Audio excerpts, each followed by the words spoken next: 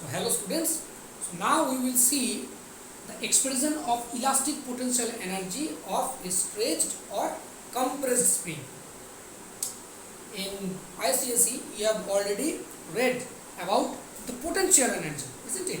Potential energy means that is the energy possessed by a body due to change in its position. Okay, either either change in its position or due to change in its shape and size. So two categories.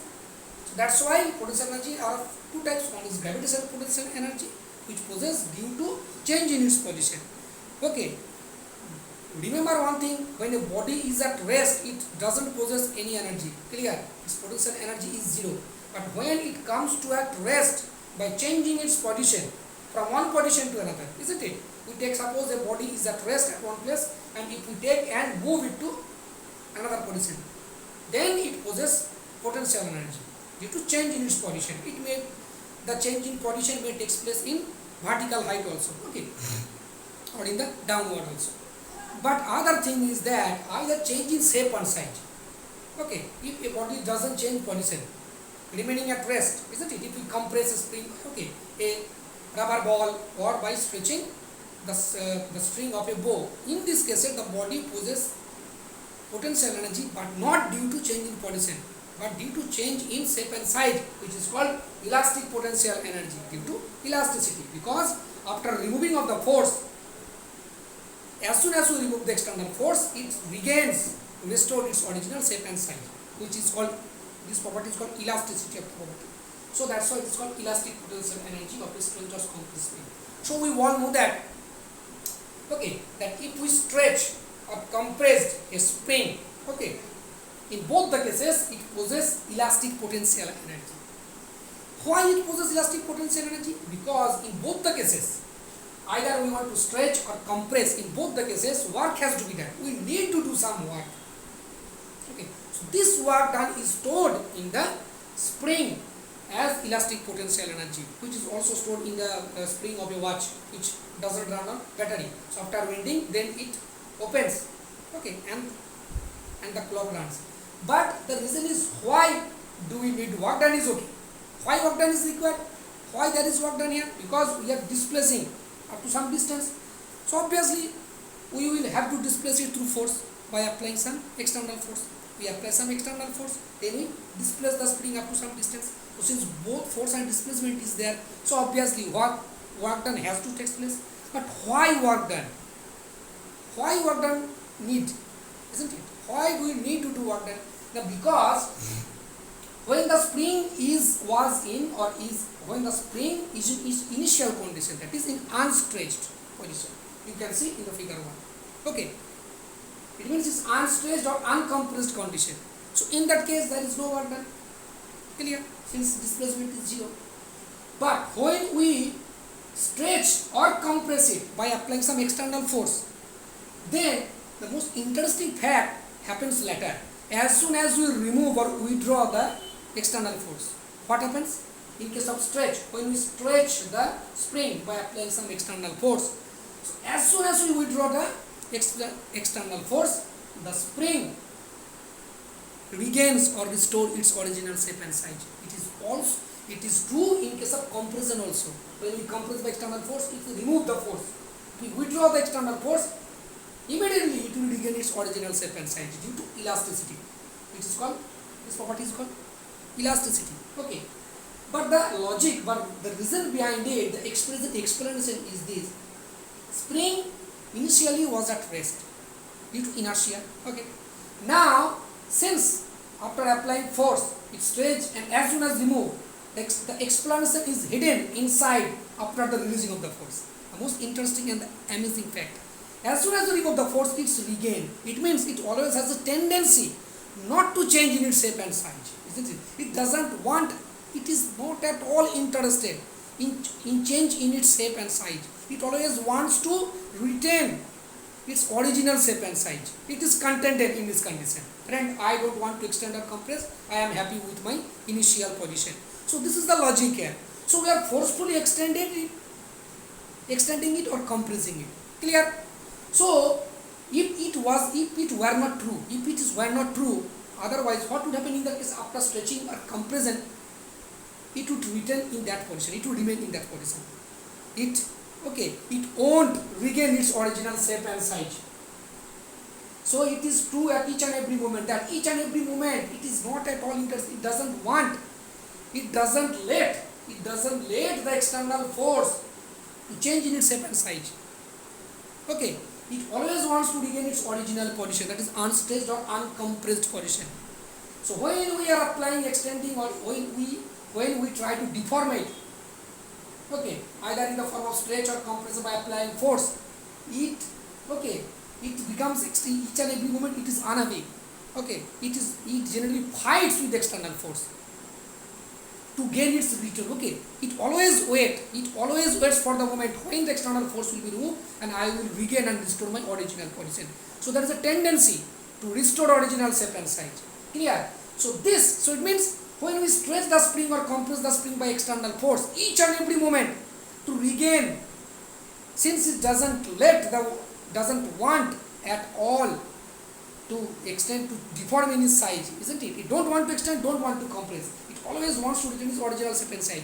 So to do that, what it need to do? It is each and every moment it is fighting with the external forces. So conversely, to extend or compress the spring, we also need to fight with it, since it doesn't want to compress or stretch. So it means it is absolutely unwilling. Okay, undelivered. Okay, it is not at all interested. Without its consent, without its willing, we are stretching. So it means the spring is fighting with the external force. It opposes the external force to change in shape and size. Means it wants to regain its position. But since we will have to stretch or compress, so again we will have to fight with it. So it means there is a fighting, a combat is happening each and every moment with the spring and the external force. And obviously, when we stretch or compress, it means we get victory. So to get victory or to win over the opposing force which is offered by the spring, we need to do somewhat. So this is the explanation.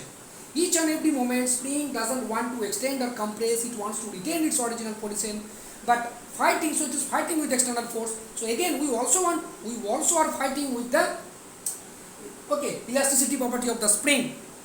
Okay, so this to get victory over the spring, we need to do somewhat. This work done is stored in the spring as elastic potential energy. Okay, so suppose a spring whose one end is fixed with a rigid support and other with a block or ebony weight. It is shown in the horizontal plane. It is also applicable in case of vertical plane also. If it is support as rigid end and if any weight is suspended at its lower end, explanation is the same. Okay, scenario will be the same, but here it is shown in the horizontal plane.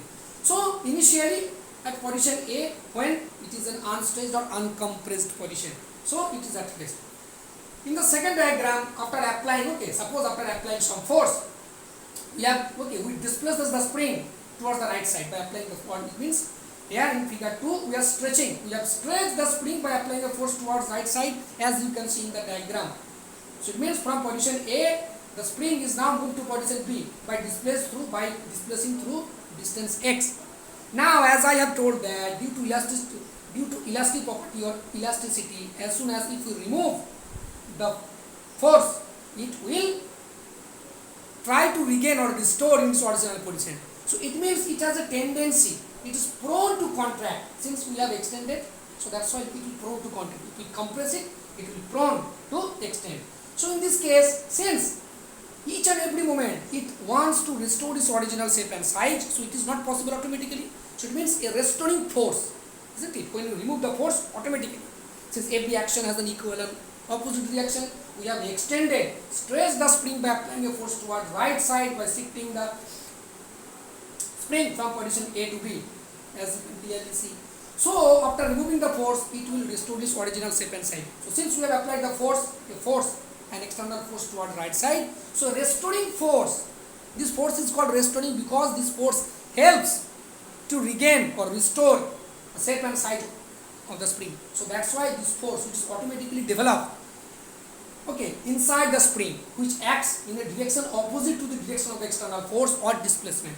So that's why it has been shown by the arrow in the left side direction, as you can see F. Okay, so restoring force acts in this direction. As you can see, As so we can say the restoring force is directly proportional to the displacement. Clear? But in opposite direction, it is minus. So the restoring force is directly proportional to the negative of displacement. Since the restoring force acts in this place towards the left side and displacement is taking place towards right side. Since both are acting in opposite direction, so that's why okay, negative sign is applied here, is used here. So now we all know that by removing the proportional sign, we need a proportionality constant or a constant of proportionality, which is called K, where K is called force constant of spring. Force constant of spring means we can easily define force constant from this equation. If we put x equals to 1 here, isn't it? If we put x equals to 1, we will get F equals to minus K. Minus is due to the direction, opposite direction I have already told. So if we take the magnitude, F is equal to K when x is equal to 1. So it means, how can we define force constant of spring? It means force constant is the force which produces a unit stretch or compress. It means unit displacement. Okay, the force which produces a unit displacement in the spring or unit increase in length, it is called force constant. Since x is equal to 1, K is equal to F, isn't it? So in that case we can define K in terms of force. So force constant is the force which produces or generates a unit increase in length or displacement in the spring. Okay, unit increase in length. So very easy. So now, since a restoring force acts in this F, now since we have not mentioned the word that is force, since we have stretched the spring by applying a force towards right side. So what is the external force? This is F dash, isn't it? Restoring force is acting towards the left side, which helps the spring to restore or regain its original shape and size. But since it is not possible to extend or compress, it means to displace the spring either by stretching or compressing by force, it is impossible. So obviously we have applied some force, which is F dash, which acts in the right side. So you can see the direction of the external, the applied force by which we are extending or stretching the spring towards the side, and the restoring force are in opposite direction. So F dash is equal to minus F. So it is equal to, since F is equal to minus Kx, so F is equal to Kx. Very clear. Now, if we want to do some work done to stretch the spring through a small distance dx by force F dash. Since here work is done, since here everything is happening due to by external force F dash. Remember, F is the restoring force, through which the spring regains, restores its original shape and size. Here work is done by our muscular force, that is we have the force we apply by F dash. So if we want to increase the force, we could divide this distance, so very small distance, dx by force F dash, then obviously in that case work done will be very small, dw. In that case we can divide the displacement. Suppose the displacement is huge and we are just dividing for a very small portion. So the required work done to stretch or compress the spring, by force through a small distance dx, work done, we all know that W is equal to force into displacement. Since it's very small, so dw is equal to F dash into dx. So total work done in stretching the distance x, we will put in case of that is dw, so we need to integrate total work done, isn't it? So summation of all the work done, dx, so total w integration work done. What is the limit? 0 to x. Why? Because its total displacement is x, or increase in length is x. So initially 0 and then final it is x. So 0 to x, F dash dx. Putting the value of F dash from here, that is kx dx. K is constant, then integration 0 to x dx, it's half k x square. You know the method of integration. So we have seen that the required work done by stretching, it is also true. If we explain this by taking the example of compression, expression will be the same. So that is same explanation. So we can say the required work done, required work done in stretching or compressing the string is stored as an elastic potential energy, which is W is equal to half k square, isn't it?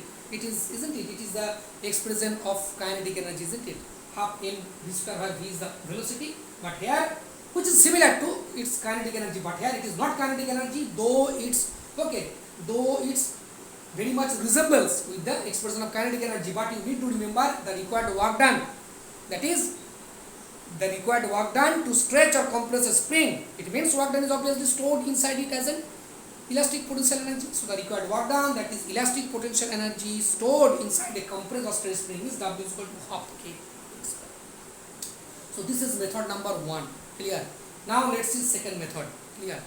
Now we can see at first, when the spring was at unstretched condition, its initial length was L1. After stretching it, its length is L2. Clear? So obviously increase in length is X is equal to L2 minus L1. Initial length L1, after applying force, this is X. So this is L2. Okay, we can say this is L2 up to here. Clear? If this is L1, then this is L2, so this X is equal to X. So we can say this is X. It means at first it was L1, we can take up to here, isn't it? If we take up to this, see this is block, isn't it? So you can take this is L1 and this is L2. Okay, so this is L2 minus L1 is equal to X. It means before stretching or compressing, its length is L1. Then after stretching, it is L2. Since it is displaced by displacement X, so obviously increase in length. Okay, obviously it is L2 minus L1. Suppose it is X. So now first, initially, when force was 0, due to absence of force, when we didn't apply any force, the length was L1. Very clear. After applying the force, isn't it? Here we have taken F dash, that here we will say F. After applying the force, F is equal to Kx. Here we are taking, you will take only magnitude. Kx, length was L2, isn't it? Length was L2. After applying the force, that is F is equal to Kx. So it means, so obviously there will be an average force. So the average force for increasing length L2 minus L2. Initially, force was 0. After stretching through distance x, its force is Kx. So it means, now the average force, which can be called F dash, that is initial force plus final force divided by 2, that is Kx by 2. Clear? So now, isn't it? Force, isn't it? Here you can see how F comes Kx here. Force is directly proportional to minus x. Here F directly proportional to minus x, F proportional to minus L2 minus L1. It is not multiplied by x. L2 minus L1 means x. Okay. So to understand this, I put x means x is equal to L2 minus L1. So now F is equal to minus Kx is equal to force constant, taking the magnitude. So F is equal to minus Kx. Okay. We have taken only positive magnitude. So average force is Kx by 2. So now work done in stretching the spring through the entire displacement, that is x, that is L2 minus L1. Work done is equal to average force. So average force into displacement. What is the average force? Kx by 2 into L2 minus L1. Force into displacement. What is displacement? L2 minus L1 is equal to x also. So Kx into x. What is L2 minus L1? X. So Kx into x by 2 is equal to Kx by 2. So expression is the same. In which way you can solve? Isn't it? So it means the elastic potential energy of a stretched or compressed spring, or we can say the work done in stretching or compressing a spring, is equals to W is equal to half Kx square. Clear?